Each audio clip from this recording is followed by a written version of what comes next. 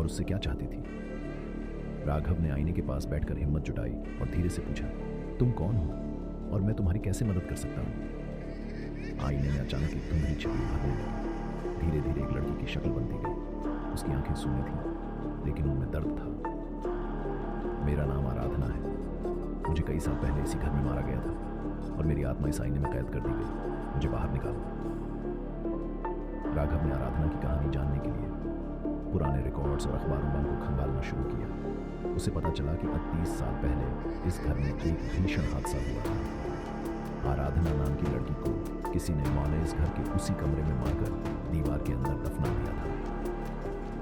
राघव को यकीन नहीं हो रहा था कि उसके घर की दीवारों में किसी की लाश छिपी हो सकती है। लेकिन अगर यह सच था तो क्या आईने में दिखने वाली आत्मा झूठ नहीं बोल रही थी। राघव ने एक स्थानीय मजदूर को बुलाया और कमरे की एक पुरानी दीवार न तोड़ने के लिए कहा। जैसे ही हथौड़ा दीवार से टकराया, एक अभयानक बदबू कमरे में फैल गई।